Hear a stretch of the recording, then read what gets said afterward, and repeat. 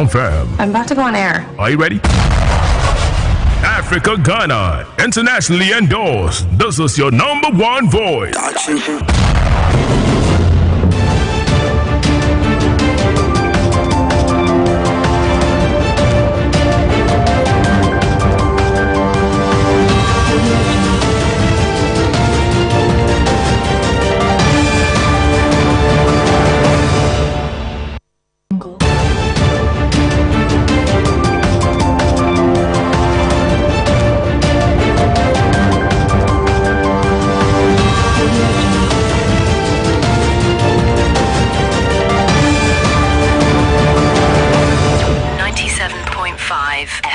Pamo ato na holiday adesen na mena so se atena se na fa wi apamtu aka nka se bobe kenkan ye and so ate ama wanda tema on Facebook to bobram and so wa ka se boy foni nyina etwa ku abanya bi so afwe na watimi abo woni akoma hu de kwaso na family ya ma na no makwa fo nyina ayiko sase wonum abo humodin bi pa na ka se boy ana aswe di makotene ebini When Manyafo Yerod Anthony Wakasa Ade Afa Yenyanuma Nede Yesi was say. Yes, he say Yenyan Mokofona. Yade Abba Wama Boss Wakasa. Etemsa Yashan Yamasiko. A boy and Yanimun Sama who bambosum and quiet way. And Yadia was here Mayani and Jewel.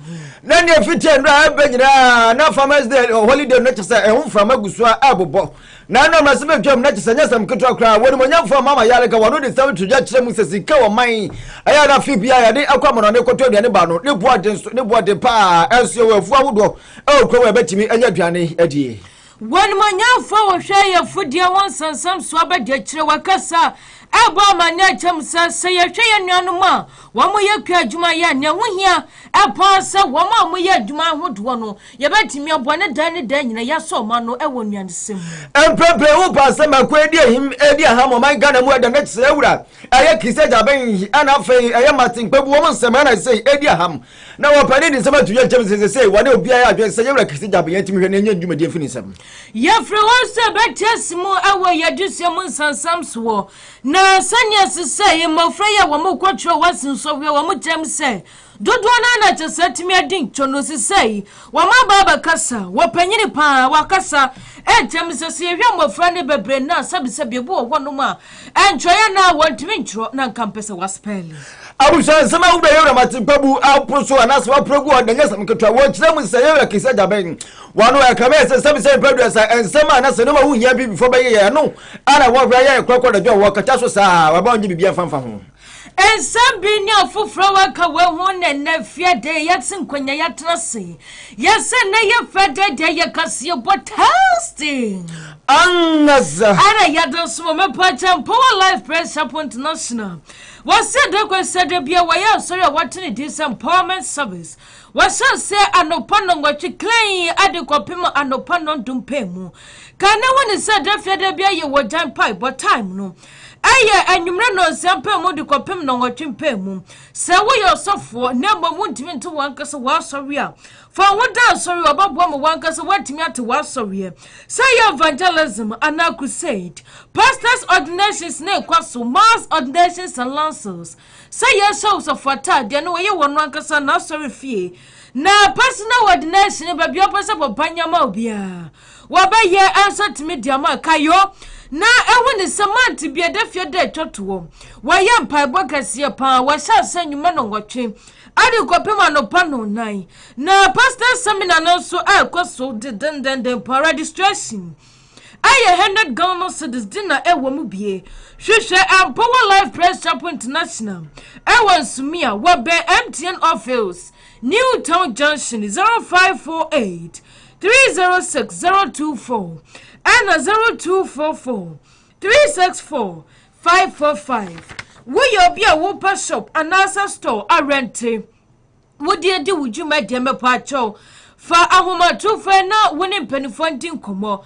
shop on a sa wodi ya barbering anasa ya provision store na wope anasa odi ya restaurant boutique jumadia bia opesa wo first shop anasa store ni nya bia no ho ya kama bibia sinso de wo benya dompa market ni edinka bia mu dia ma ho so ya kama pa ho so am from Wangala 0244 063 917 Oga Willie Kitchen na Confessor na ye feder de na was special song Adema Oga Willie Kitchen enti ya pon Oga Willie wo baje wonum me pato kwana kwadidi pete benku okra stew kwadidi fufu light soup ewia wonya bi pa Wanga sat me wo sebe koye na pontinam na wonya ayi chicken kakra meat ebia shisha muti sebe koye ampese so na wie wo kwado pa ne palava sauce me pacho kwenda kwatibie Byron garden egg onu wie wutimi wo se eniama be koye pa woje na wonya so chilled one be the sin chenya and dia hamre ahayadin enanso ye fiada enti kwaga wili hwai na ekwadidi na sanu pop me pacho wase aduane nyina headquarters ene no se ye aduane bianka dem me pacho no ne waga wili kitchen o wanso wam Wabe Anglican school no ehwa ena wodi ni dwumadie sabana homatofo 0247 962 533 Froga Willie na ekwadidie Abuso wei anu nyuma kwa ofra ka obi me pa me behwe no mo so timi du mudawuro anso timi edama wei wonu ma na sika fa wonu ma boya chidon pa ye bia pentu aka ne kasebo ye timi be kenkan ye anso ade ma wa kenkan fo mienu ne atra se kasebo ye be so kosomedin ade nana nchancha hine kofi labi anafai masanfo nana bani abna soji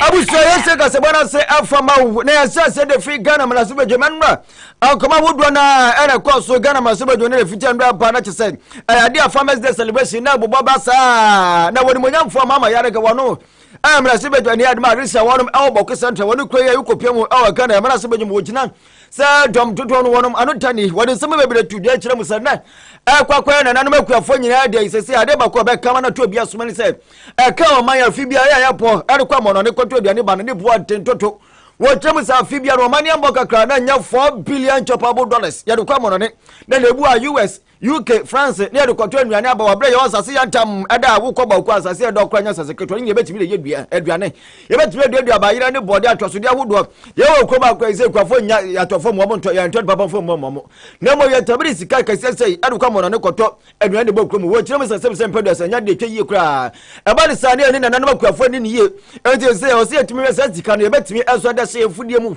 na kwafo so timi nya sika le to wo mo ndo ba ye se da be wono so betimi nya papa no se wono betimi aye kua no na o man no so etimi enya dwani ebi edi yenti sema woni monyamfo mahama ayarika wate atuja. Every year we carry 3.5 billion or 4.5 billion roaming around the world looking for food to buy and bring into the country. That is the reality. Why would a country like Ghana, with all the arable land from here to Tumu to Boku, from east to west, why would a country like Ghana, with the biggest man-made lake lying in its center, with all the water that is stored in the lake, why would we be carrying 3.5 billion United States dollars every year roaming around the world to buy food and ship and come and eat as a country? Why? As far back as 1963, when Nkrumah developed his 7-year development plan and constructed the Akosombo Dam, he indicated when he was addressing Parliament that there are 2 reasons why the Akosombo Dam is being constructed. One is for hydroelectric power. 2 is for agro-based industrialization. We were to use the water in the lake to irrigate and produce enough so that we can build on it to feed the industries so that we can also industrialize. How many decades now? Since 1963, 1970. How many decades now? And we still haven't achieved this basic objective. How could Nkrumah be far better than us in this generation? How is it possible 97.5 that they are better or they were better? Abuseni ekwegoti ye woni monyamfo mahama yarika wono ayamela sebetani adima disia wono awo boko central about operators wono kure ye kopiem awo Ghana mela sebetwa wono ejina se drum dodo wono adotani ene ati wode sebetwa jachem ne modern ba osaje for Dr. Kwame Nkrumah bobo ye nyina pani wa beseni nyegu chem so pani bo modern pa ne 7-year plan cheseni yode tu wo chesa no ba be boa man ama say yetimi ade ho ba no chesa agriculture nsam na say ya say no man nyina ya discuss about $4 billion. Come on, Fibia say the Quadinian Adabo, Chemsel Guasipa, Adamo, my bit to my Ghana. It's that is our righteous as I say, and tell my old Cromha. Then there be a better from me, a better from me at me. I'm waiting me at Tuesday. Then we're about to send a Nadia. Well, my Ghana is $4 billion. Come on, I said, could do any day or sample for Timmy. No one else will be and from na yamba piamai, our poya mantum na ena kwa ye kwafo nyina da ye yade si ho na yade bo ma bososen se wo ma ye bie ye so ye yaba betre ha ya no dindin nyina sanya kwafo na bedo na wo matime di aduane ababa boaye na nka ye nya bindi ani ntina na kwa ye wo mo daidie na wo mo safata na ano na wo bepiamo ewe poye mantem hase ya ende tesare se na wo makwa sia wo ho a wo mo so etime asese dwumade fefefe ya wo mo ye dia si ho na ye dia da ye nnuan makuafo asese nse wo mo se na wo mo afata no no Daakye FM yes etime tutu ya na mo na de kopiamu ho na ye kopiamu dwumade na se mo ne bo kyerem sem aya mansini kracha wono ejina mo adima poye mantem ha wona bo salom na wanese timi kopia mo ewase atese wo panyini wakasa ye pa watem se ye nwan makwaye foi wo ma ya de esa ne se ye kwafom na ye bagana ye hwe niama bekoso even Ghana pose da be ye economy betimi agina atupon no kra no ejina ye kwa ne foi ya so na won manyamfo salom masni kracha wajina mo dima poye mantem ha ye ntensem ne bione nchro nsanchafo ediye 97.5 FM. Na emi say me speech no omatro wo poto kasam. Nanso say me gina na nanom animu nti no medane mo kasa kakra. Se find them dia na mechia me party fu a wo ha. Eyezu we are Mizu. Ejo. 97.5 FM. Ella Mouse. Yo. Nana. 97.5 FM. Yeah, Kriafu. Yes, Trophy. Ani obi bia ye hye mu wa ha me mamu nyina ayiko ene se ye wo hanum a na ne edikan no meda eye municipal planning committee any local planning committee ase e wo dwumadi se ne o maye ama no ayefe tamina ebeda hanum se ye de ba ahwe ase da man no na nanano monima na mia ma adwen ye mentanta but nyama ye display wa hanom kire se e fata se ye de ba ahwe ase ye da ma hanom se na nananom ye da mo ase enso se ye de brɛ mo no nso no muso mu na mo je pini se ye mfa embra hanom se eno nti nananom ene won a wo plane ye program yi nyina me mamu nyina ayiko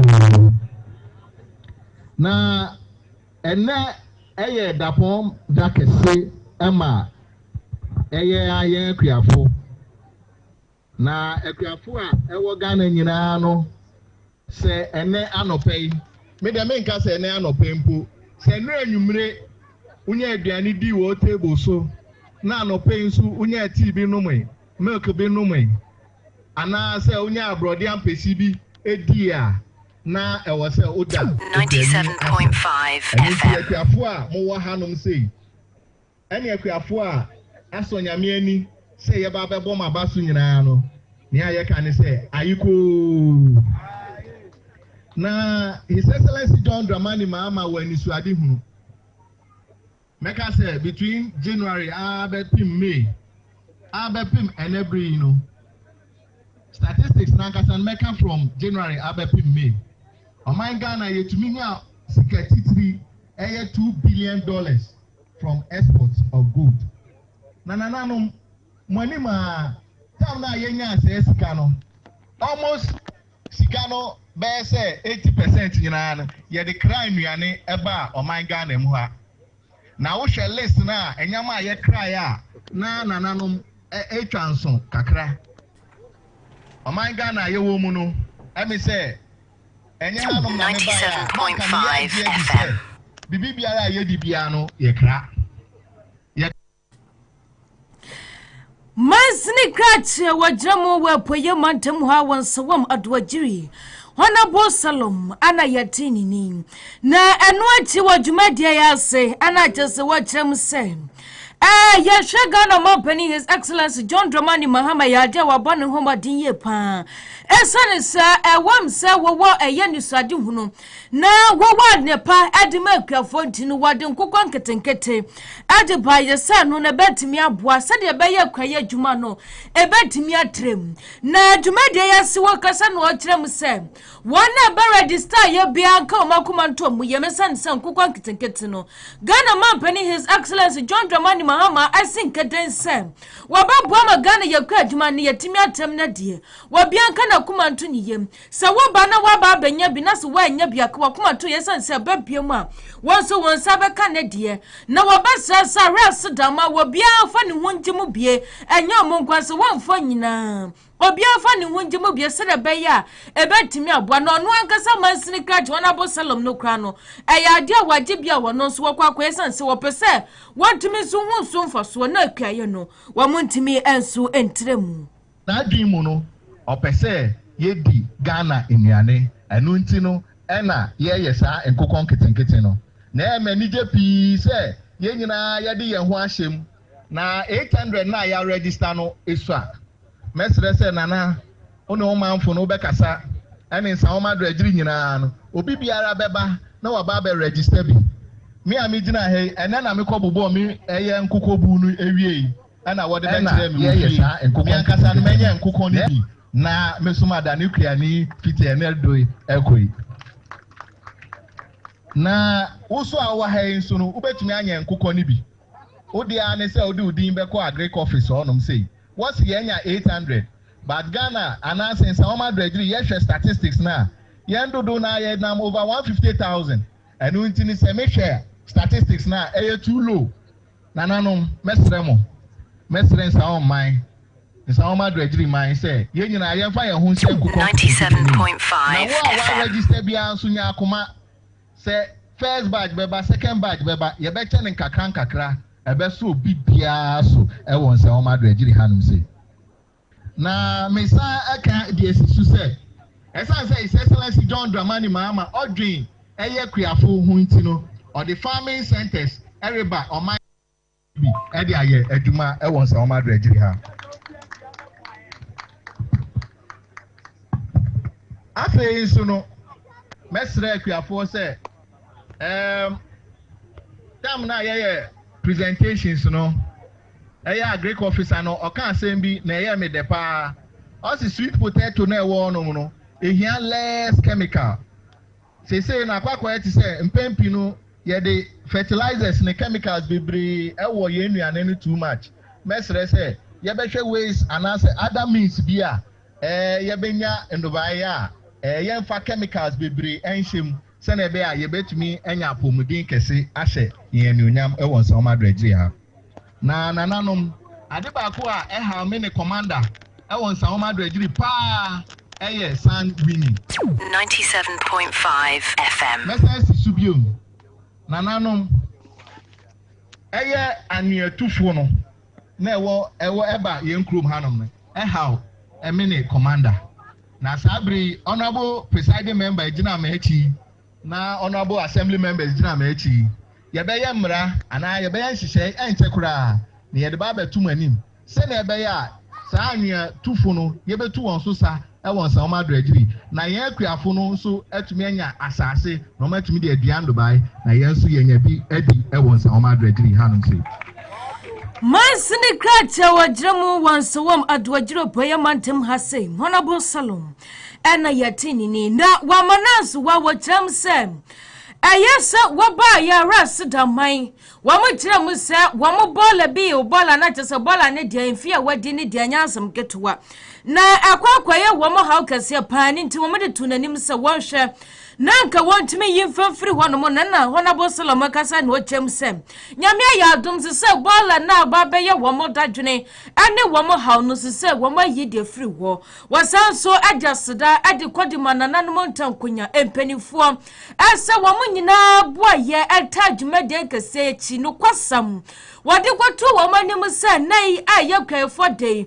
womo baba ye dwumade bi se wa ras daman no nananom ampopo omuti womo di womo ho nyina adimu eboa yesere be ya dwumadi no ebetimu adimu 97.5 FM ase mukuro we nyina enu egum anim ase ewo hanom sei na mode to manim no nso no manfa anya akwadworo bra me na o ka sei bola bia aniwa ewo eye kurodu ewo emu hanom sei ma betu ni nyina ahye manuonyam ewo kurom hanom sei na enye we pe ena medebe ye ewo hanom sei ye ba betu nsuo mini honorable assembly member no eredwe hu enche chip compound ni bi ebeba kurodu emu ha enche se na mode to manim se mu kwan so enye no drip machine no eba be fi hanom sei na eyiyi akwan ewo kurom hanom nyina ahye nananom ene onyam ewo kurom hanom sei eno nti se me koso agina hanom nso a na ni nyina nso no meda me branch executives ase ene me constituency executives a wo bebo ma echi dom enedui se me a meka ne se na mo anka mo aye ni nyina nyame onhira mo bebre na mo nso a mo wini award enei emu eye farms nimu na enye municipal ne pe ena mo be wini na emu mo record region na mako national na mo ahyensa o ma adregiri enunyam ewo krom hanum se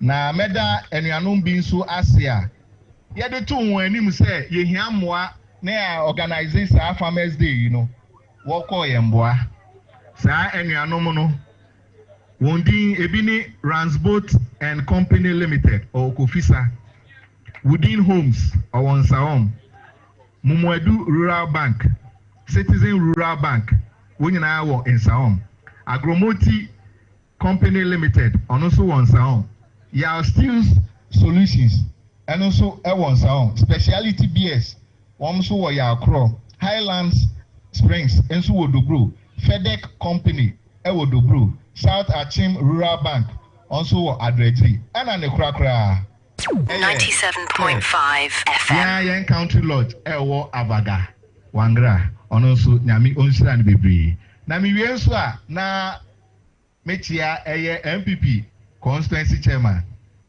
yenyina yenim ni din badin adodo na de friend chairman putu chairman medawase se obeta edumedi echi nyami nshira mu nyina Wani manyafo honorable salom masini kracho jramo di mansawam adwajiri wa apoya mantem hase ana yene no edi enkomo na yankwa homa so yamani boni akra ewo so na yene no enkodi enkomo akra mayama wakwa banfambra Daakye 97.5 FM so na o mi tuzo na bibia boko wo hodi apomo nyakopa dom na ehon so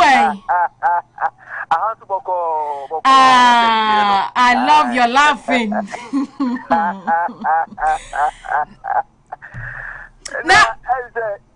Yankwa chatum mayen. All right, my telephone Aquaba at the Bada 97.5 FM. Play the Damam Astroturf. And that date Friday, 5th December 2025. Said will be a Farmers Day. Farmers Day. Now in some agreement, have the and a Farmers Day.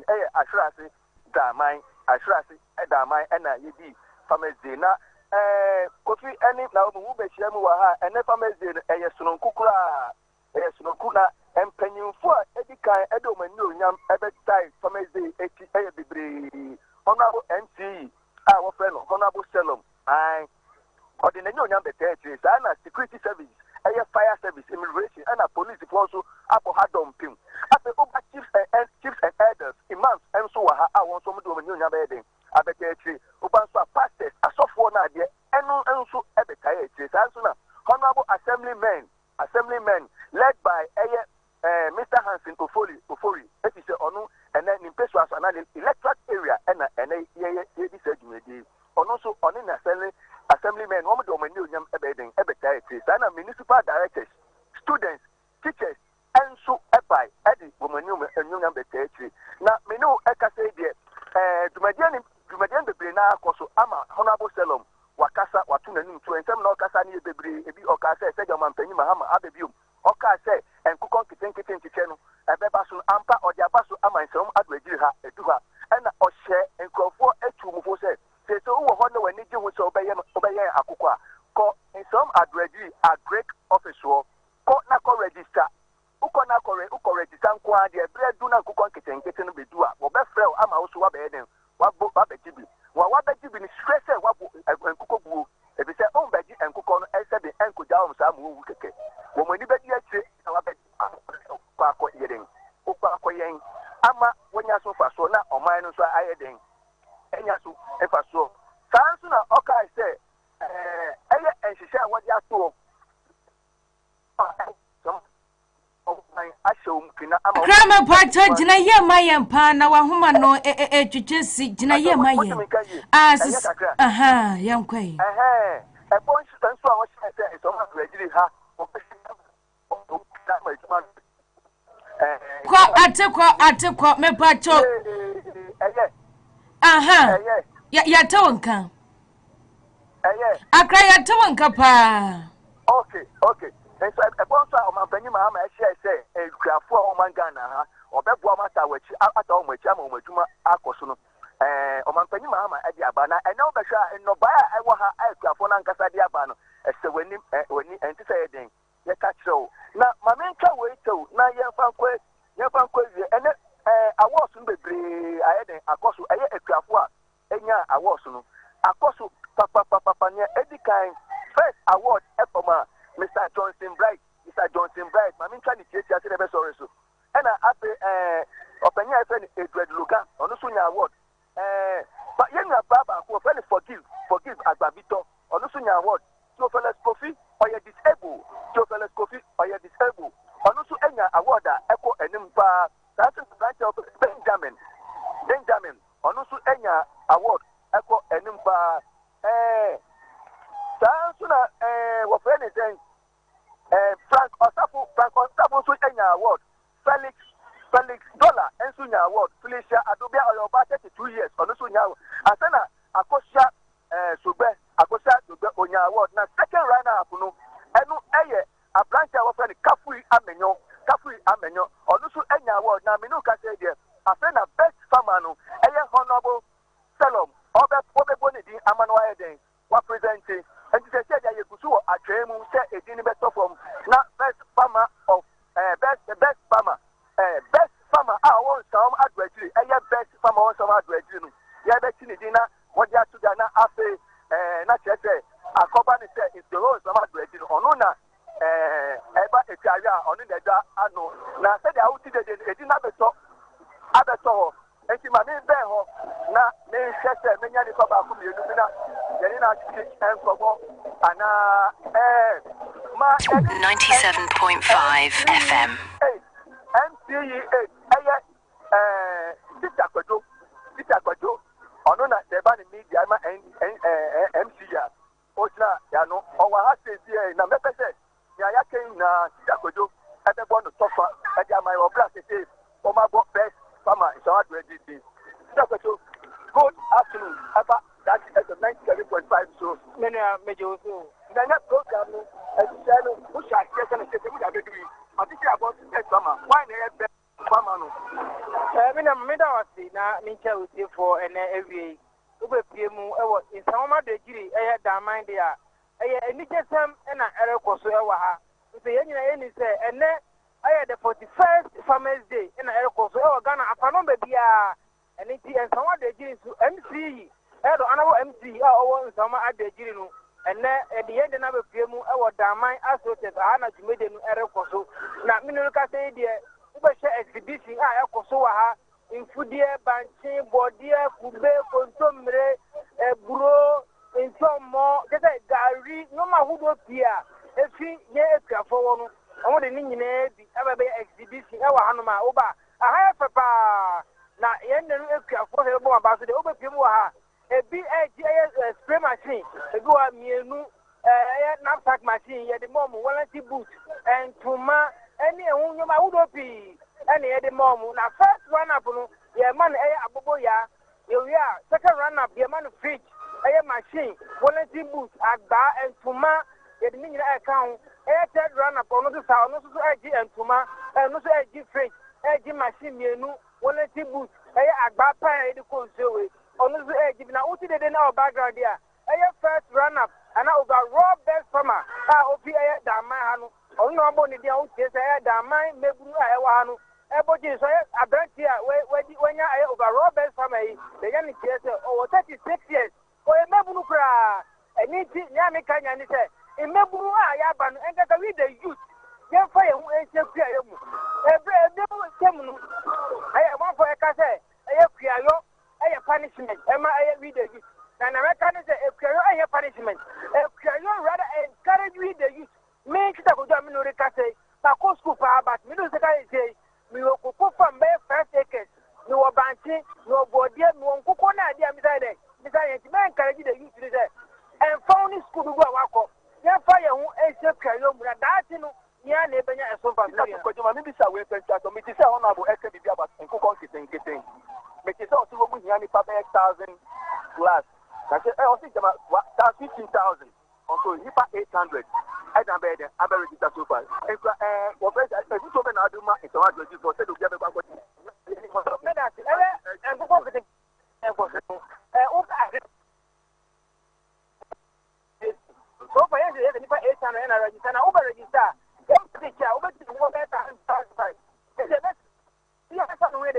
No matter your political party. 97.5 FM.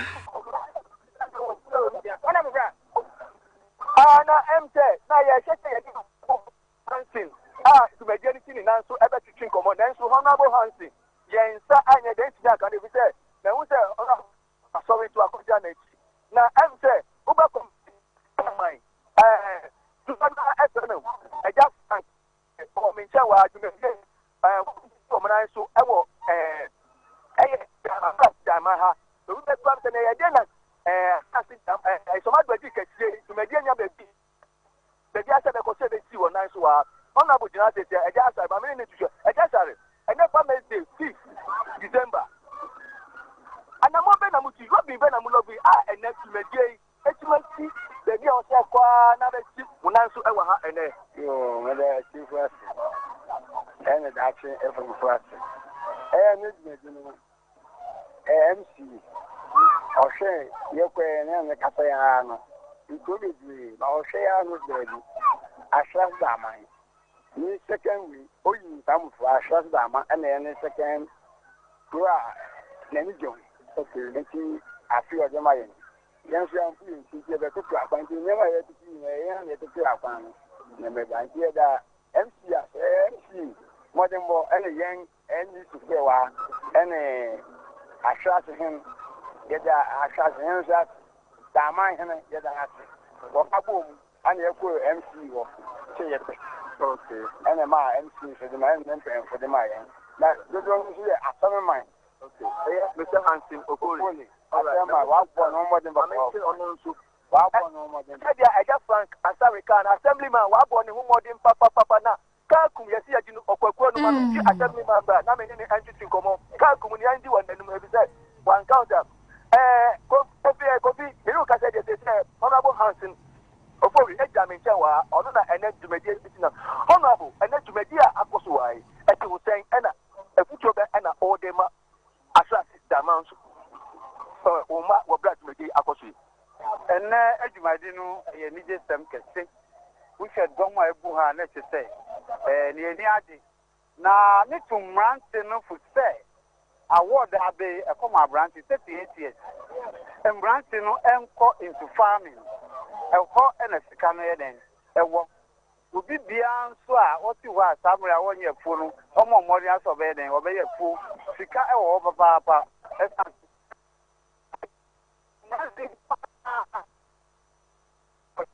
97.5 FM. Amen. And I'm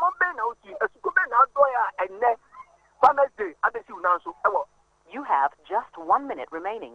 You can dial *506#. I would say your money bunny Accra, AKORA, Akora, and yetini ni ewa arrest down mine. And what they were infinite. I'm a part of my Johnny live. Our Facebook, that's 97.5 FM. What Ramo one of my Uber was a funny in the check war. Now, and also what me do when you quack about money be and so when a farmer's day, yen McGray for Mama Dempo, my poor. And I am money bunny and just why in wa at Jamaya, quaba from 10,000 of Facebook. Osai Ebewian, ever one no more. Also, bet me at the word here. Ababa said, me will comment about baby. I'll show you free. Not what you are 2 1 more at me at the Amaya. Now, what Jamasa, Wama Bomo Homa dear, papa. Wama Bomo Homa dear, Tinia Gacha, woman in other same. Your woman in a ayiko.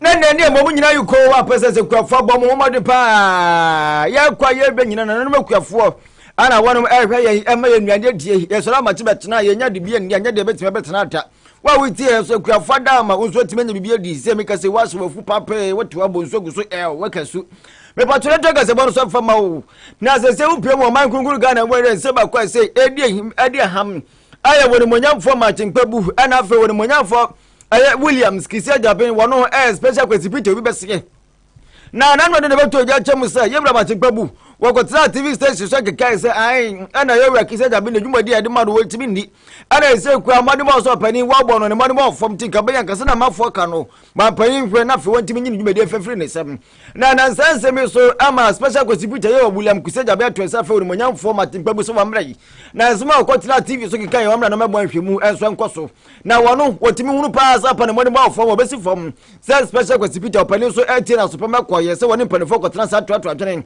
na was we do just a special hospital no office and then the soldier nin esia no wono enso no just antokwa we ka we na we ka just ateni dia sa ena nam so amo ya de le kabo ya chewa matena medu ekoto afiase sei se wo di kura be ade kire kwa ho ane sa 72 hours de bi to no na opani pia ya lo temsa dabida se na chese kwa nkofo de me faso no entwe ye kwa esa se kire mo cheme no se be se mpedu asa anyamra kwa so wa famra kwa se na de cheme na se na soldier nin timbe sia me se wo ye soldier nin ti wo de odi matumi ndu atembi wapanu su chemso wonu su ya bia wa emranim ni woni mu mra pa enti wontimi sabio angwa ne kawan fa na bechisa wonu su betimi afa for the right na say wo chemu say woni monyamfo kiseja be modern boy alpha pa enti wo fuaga na fo wonu meka say I'm panim hwe na wonyi na dia so wo form so esa so wapani Williams kiseja be modern boy enso elfom yenti esa woni monyamfo eye Martin Pabu wonu enso de tudwa.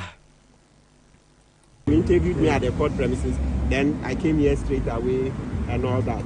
Yes. So, and also before I end, I have to thank Ghanaians for the massive support yesterday, both on the traditional and electronic media. I most especially want to single out, I know lawyer Tadio Sorry, Colossus at the bar. Those are the men. If you want OSP, Tadio Sorry, those are the men. No, Tadio Sorry is like twice the 6 age at the bar. I mean, maybe I'm putting it too much. But Tadio Sorry and Co are the lawyers. Come to the bar. We who go to court in terms of experience, knowledge, the rest. Are you advertising for him? Oh no, I'm telling you at the bar, the men. So I want you to know that the time Kisi Ejabin was made special prosecutor, it's not because he had excelled as a practicing lawyer. Kisi hardly practiced. His practice was small. He was basically an academic. But they are big time practitioners, okay? You see Ace Ankuma, you see Osako Boabeng, Kizito Beyo, they are stalwarts at the bar. So you have to understand that it's not as if at the time Kisi Ejabin was appointed, he was the best lawyer in Ghana, and so if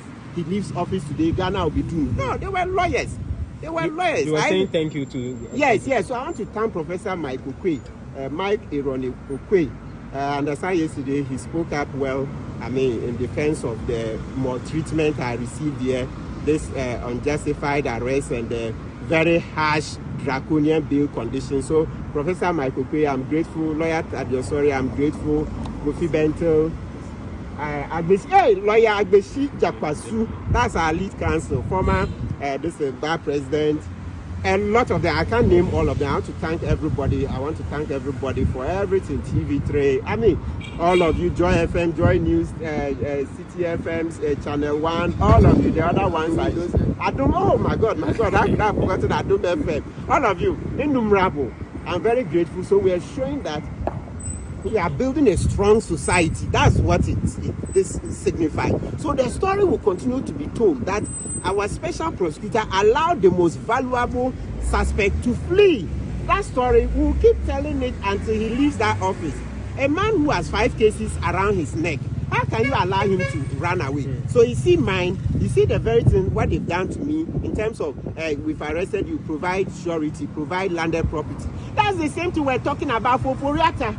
I cannot say if Oforiata is dying today in Ghana and they say Kolebu cannot provide adequate medical care, he has to go out. Then I'll come and say he shouldn't go, he should die. Why? Do I look 97.5 FM? You see me that crazy? All I wanted was like what Kisi Ejabin has done to me today. Oh, you are alleged to have obstructed a public officer. Okay, we don't know where the case will go, but you will arrest you and then admit you to bail. See the harsh conditions. So I had to give them landed property as bail condition. Words that I said in reply to a soldier who has abused me. To a soldier who has abused me, I had to provide landed property. Yet you allow Oforiata, who had 5 cases hanging around his neck, hundreds of millions of dollars, to run away. Fala, that's the thing. That's the fala. Nanya fala dia fala wani moyam format nkwabu anene koti yeyi anene wotre se wutu se wapai akon ye pa wotre mu se wono wani soja li kekempo akonya gicha udene boni bese wotekesi nempo ana yewe akisa jabia timi aso na me na twene pampe na ne be okura se na ne be kondisi kwa ne se be kanu ya salekete na ne sika ya bonu nya de ne wasase wato de betua ka isa se pedo se wutimi ma ene ye mekasa se de wusipe wotre mu se woni moyam form ayanka na osafo hwe sika sam so yewura ayo Oforiata say opane timi no ama na tuafi mamu akura say ye friend kwa Oforiata che na enemi sisi wotre me kwa aduba che me basa wotimi ma wono asab se pedo se wo ka se ne wo mu ye ne nye no won de timi ahwen a chena yire ne kete se wo fona sa sem da na fe se moni okodi ye no wo fentuaka anu ya pani nsema wode atuja na ya keke ya fo wansami na tesa wase yentimisha na anona tesa no pen kuma didie ya din kuma ne yesi ya hwei sa abana eya yendwane sama abana pomdin won dwumadi a sanasi akọ ya food security no sanasi etie na anona no pen kuma twetwe na na de eya chief executive officer Yabra Anthony Morrison na wakasa kira wonsa ya hwe yendwan makwa ya fo na akwami akwa sa fi wei wo modondo baye papa ene wona 2 bunch 2 ye wona aduabo de atwaye ehu kontomre cabbage carrot ne won krono ba de ba papa na wo ma nyatofo enwane ne babu sama sesei wo kwa wo mo nyatofo na asai na so kwapemo nkrambontam na jese ne ne keka wona de na jese eho bo na ye dendenden na no wakasa no atem se bedumre bi na sesei ya enwane na ba ye nyatofo bedum bi na duane ne nsomba na tofo so aba enene sane be ya ne den enti watem se wo mba hwe se ne be ya abana krayefo na womo esikasem na surprise editon nuane no womo betimi ahwe se betimi agina brane se de beye krayefo no womo nyama na betimi akoye na fame awase womo ntimi pe market informa womo abana sana krayefo no sa womo akodon womo nyama na so womo de ko adwama so betimi aboa amanyama timi enso akoye chief executive officer Yara Anthony Morrison. Yeah. This year they have produced, they couldn't sell again. Next year they will not produce at all. And what will happen? Now we'll push ourselves to the boundary, food prices will go up. And we can't 97.5 FM. We need a guarantee market, we need a price stabilization system, we need a system that works such that the public procurement system will focus on driving strategic procurement of this produce on the so far in the rural areas. Mr. Anthony Morrison, one on a chief executive officer at the bar Yakuya and once on some yetini. Na wakasapa esan se wo hwafu we ya obakọ enkrase dodo na no wana do bayira bebre na egugu wono mo mokyere ma onyatofo entos amanfo bre entos wa hanom se obakọ bebi na entos na bodompem na mum na wo munya wona ebetimi aboa ato abuso na yeguso akakwafo asemu de na yankwa eni akwa aduane papa ndi nwuye mu na me pacho wie de wo aduane fa kwa bene pa ayi ready dia abempon locals na make for maso ye dia ma me pacho yankwa na yankwa aduane papa ndi enso wonom aso ye wase wie de obeba na fufuo na ready abeni say soko na ne so nam say cheni wo ba nso benya bi kakra bi so oboto bia obetimi so nya na mahwe anya fufuo di ahwenkwan ama so timi afili trabia wo promoto na afa chese nkantenkwan papa mu api no so kwa won sabetimi akabi control pe wan kantenkwan no so tedie na de abram so say panyai o kwa betimi di na won so wetimi ato banku na fa tilapia banku ni nkrumankwan trozafo wo wo pampesie na abomu papa so no so sabeka bi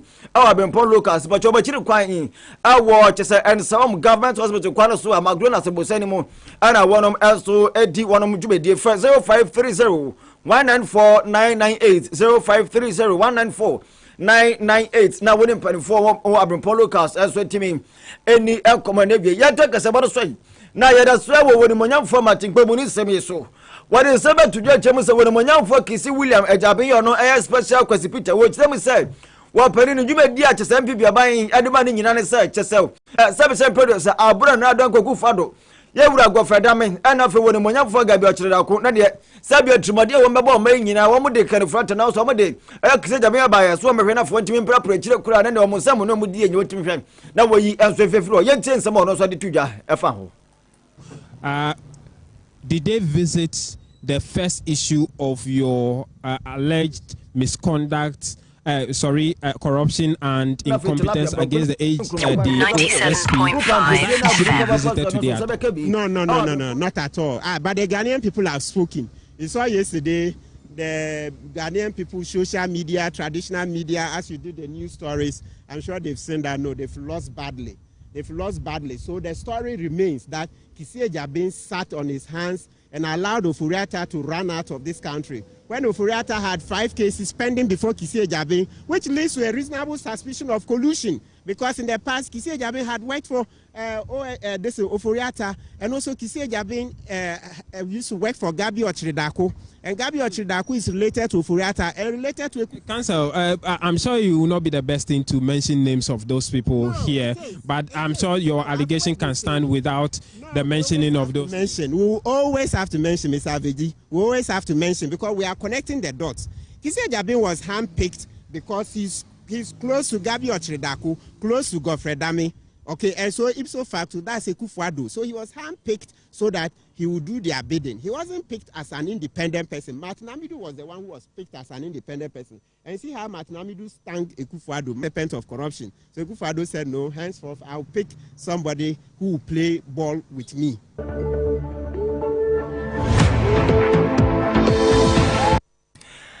Awusani akokoti yi aya wori monyamfo aya Martin Kwabu nene ne ekoti yi na nene nsem do akire mu pa sa wori monyamfo Kisi Ejabin bo ba ye nyina ne se womba na fama prapetire kura efama Gabi Ochiridako afa wori monyamfo Godfrey Dami na rada gogu fado ana afa overall boss Oforiatta Wa we no proper me chikura SSR de wo wo nya de same document check na kwa ba be si akire na na da kwaku fado an kan ga na map ni wono an wo fase ene chese yewura aya kelifurata wono kura so chese gabia tudako wono so na konta gofada damage chese wo nyina aya busu nte wo chese kise da ben abaye se wo mra na fo me proper me chikura na ne anya kwa de be ye bia oman ya na so chese aban de meka bia no maboto agu esanse wono ene ya kwa no chese na special hospital asan ma betwe nanim se wo de be ya juma so fanya juma ni nyina gina na so enti opani chepse etimi po wo mo de kise da ben pa ye ene ono so gusu a wo ye yi afa ye disiamu nsansemu na santam ni abato je trem sa ye nyan ma mu kotro wasi tasa bebre na ande wo mu wie ye ya ho nkro no ba nyina tasa bebre na ana dincho wo ma feli na eno ena won manyafo na se wo panyini pa wono wo ye head of public relations adama wayek yara John Kabi na wakasa chamsa anai se ye hwe ye mofra na student ni bebre ewo wono ma chasem wo mo nyama gidigiti bi sese wo mo ho a entimi mboa wo mo eni se nie ebi mu wo wono ma kasa ye di chachra de mu wo mo ntiase ye hwe mo kra na kwaya wo mo fa so chro wo mo spellings ane ho nkra no ba de ni nyina no ebi wo wono ma wo mo nya ni ye ntebu wo ade no wa chro pa enso na ne spelling nti no wakwa akoti bia firim wo tram se ni nyina ka ho bia na ma se mofra no dodo na etimi enso edi nkukuo ewo wo mo wasi wo mo kwotro ye no emu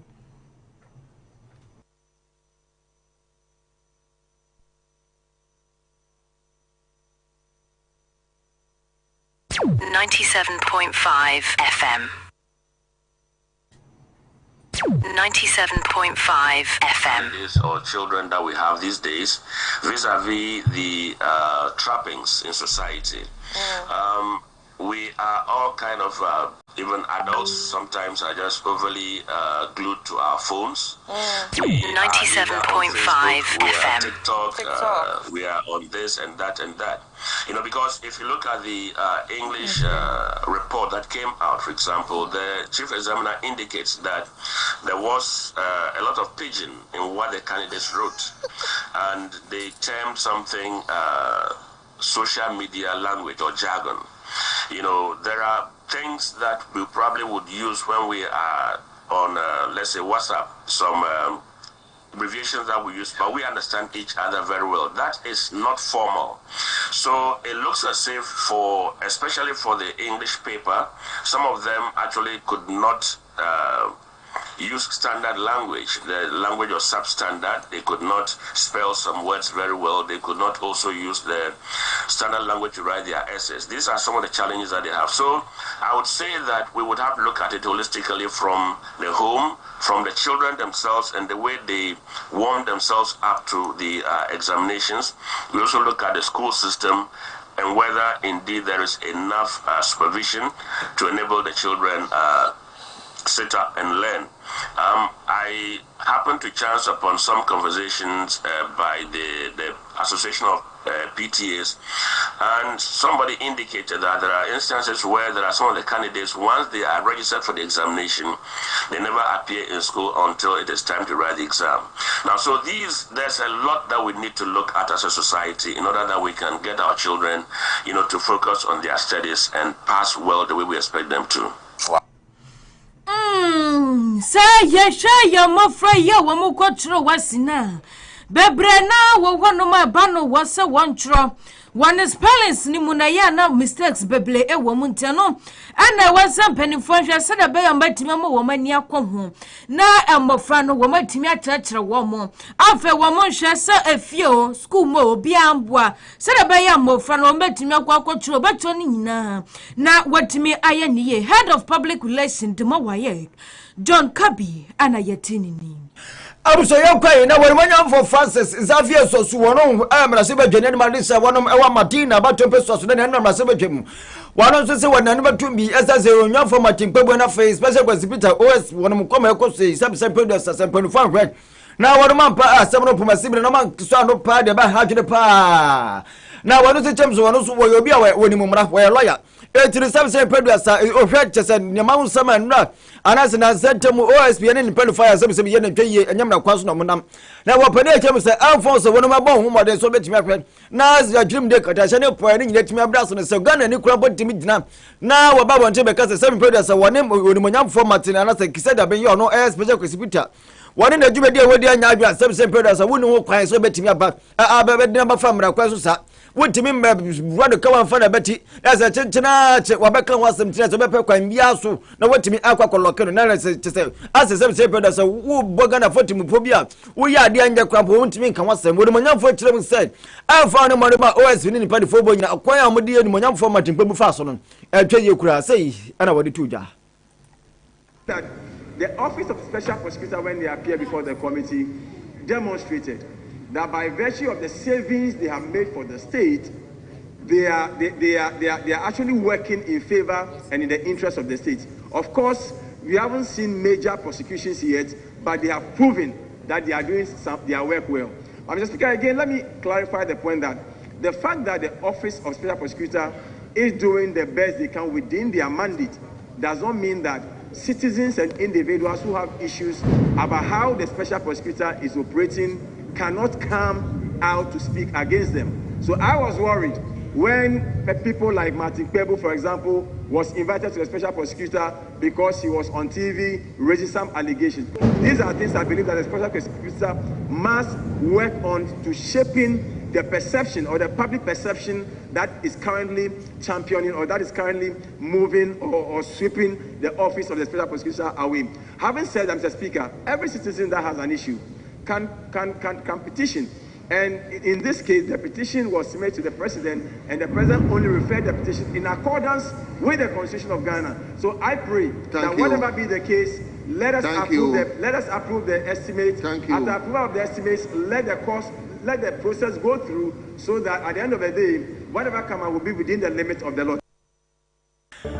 Abuseni ekwati yeyi aya wonimonyamfo fases hafie sosu wono ayamrase bedwani adema desia wono awa madina abato peso so ene ekwati se wono so de sebetu yeyi wo kire mu se amfa ho ne mode ba yewura eye kise dabe Williams aka ne ho ebo nyina se Ghana ni bi se wono ne ngadwa woni ho kwan sa usabe wade ne be fa sa kwan ya wade yenimonya format Kpebu fa so yi na sa chinchina chi enu kwan se dipa bia na se Ghana ne bia so timi kwase wo mdwumedi a wo mudie wa panu eche musanya de etweye ya kwai na KASE pass travel and tour wase bra ne fa ntu kwan ko Dubai na wo so kopa adwuma ye goboto mu kwa me pato friendship mienu ya ma adwuma ye na wo so timi apesika goboto mu e de ba behwe guse wo fie na me pato ni paduonum 50 e na de amoko ade a birth certificate e be de ma passport o visa application ni nyina enso agwom na me pato dwumedi yi anse ne be sha se na so pick form na fei wo so wetimi a file for fees na the registration fee ni ma so wetimi tua etini form a be fa 100 Ghana cedis ana for registration 200 Ghana cedis ni nyina ka bu ma 300 Ghana cedis is 10 million na mpane for se me fan 20 me se wonya nya credit ho so empacho entwem na ema hokura me pacho ho so ya ema na sa 300 ba enya de be san ka se bi me se san kwa enfi ensan se de timba for 0560 514-656 514-656 na fe woni KASE pass travel and tour for 20 min eni commercial company limited was bra wo pasase atobla wo ton asase bra beton dia ma wo pa shop anase fear rent so for 0549722203 0549722203 na fe woni mpanifo enso ntimi eni akoma kada ba sata pato ayare se nyina anase ade nyina last stop enso eno no se stroke ana ko atutem me pato ulcer blood pressure mo jamro so malaria 3 dia dey be how low sperm count be ma wontimi tutu typhoid so fibroid ada we by be na no dem cancer se wodom pem se won kase mu se wo mojem ye be hwena no se timi ade hutuma ade sexual transmitted disease and nam yale gonorrhea syphilis and afre chlamydia no so kwatiti bi ba one of my best wardrobe now you met me akoye enso ate amount infertility enso ate to impotence candidiasis sexual weakness asthma metre chese inteshewa also koko ya boni fa the pile ana fe yade wudo bebebe yade no dross mama yade sana chise wo mutime safred 0596397600 ana se wo be for 0200004697 afa betime safred 0591 9502825 wamachiri kwan ewo ajin kotoku afiki down wo frem penifo wonom enso betimi ahwamo adu na bibi yatimi akoye enso de ama yakwa zambu na yankose su papa enso wana kache Zambo Yusuf wase bronya ide wo pe bia benya su papa ya ne bo from enso asede da kache ena wo benya no wo pe men sneakers wo pe sandals loafer shoes ena fe eba no mpawa wudo nyina dia Zambo Yusuf shoes ena wo bia kwa bronya yi me pato adu agiri ena na chiri kwan ewo wone Stanley Pharmacy ena edin hwe ne mo fa no ewo 0240 940386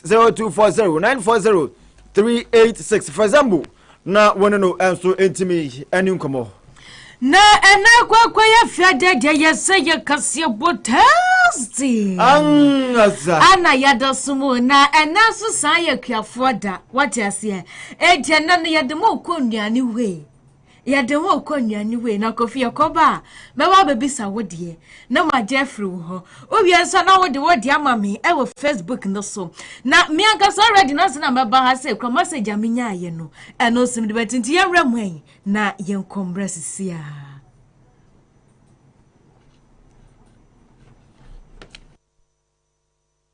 What are the 2 things you can't have for breakfast? 2 things that I can't have for breakfast should be eba and fufu. Na just ene kasebo tasty no enti coffee enyane mienu ban ana wuntimi endi anopa and brofo tenti okai ni nyina no enyane mienu a me amintimi ndi ewa no dabi na sa media na obusa me we dey enie media no pa de mintimi fufu sa na no pa no patutu mintimi tie obisi hunger never catch you. That's a common never command would uncle be the eye that the that's the crepa. Now why you don't talk like this? I said hunger never catch you before. And can hunger catch you pie. You will say eba and fufu. It was so jaya day. I was already been about Facebook back in Kai and so the amount that's 97.5 of Facebook.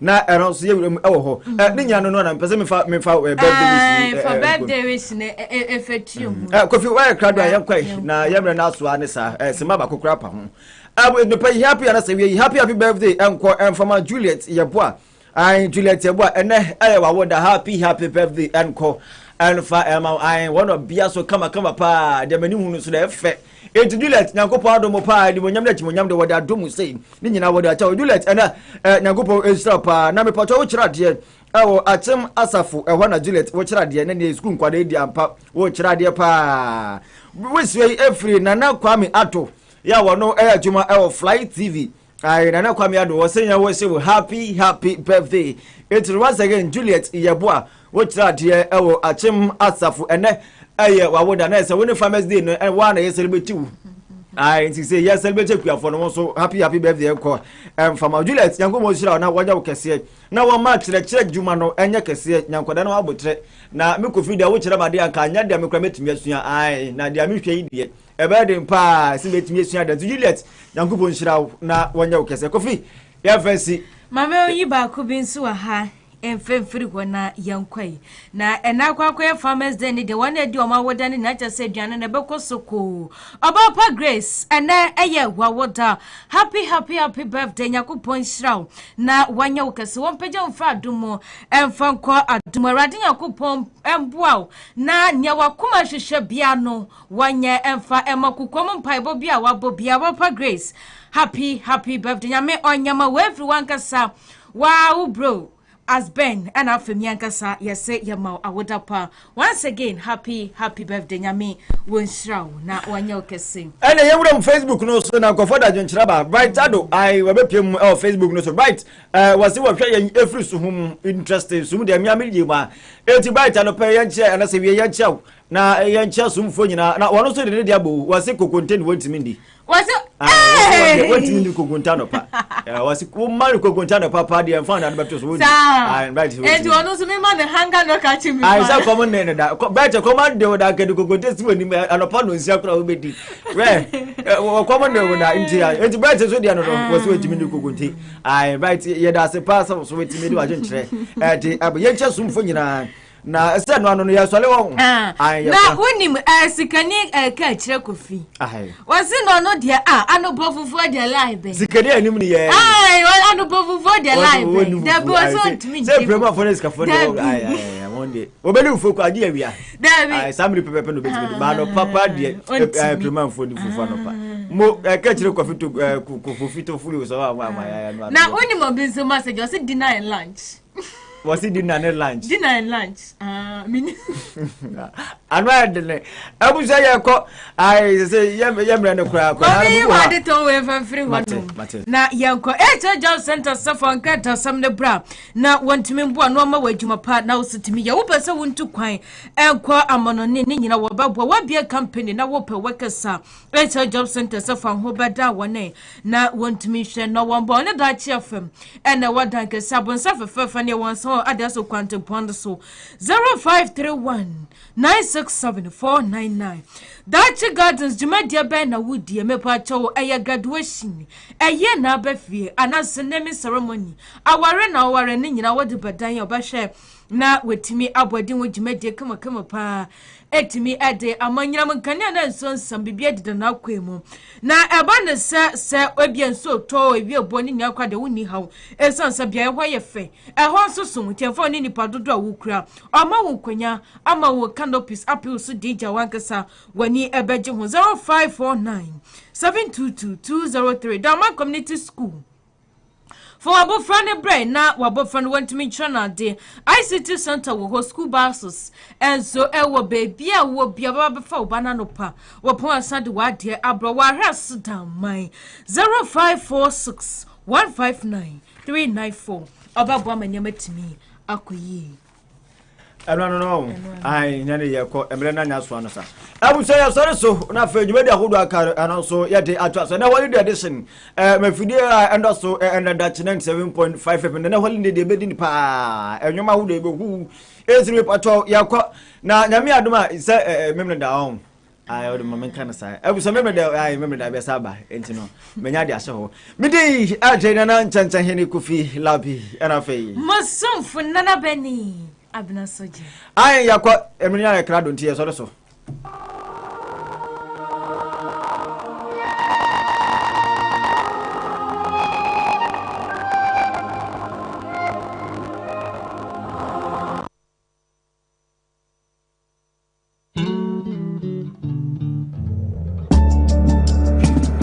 Telefon say obi benya wo a na efiyade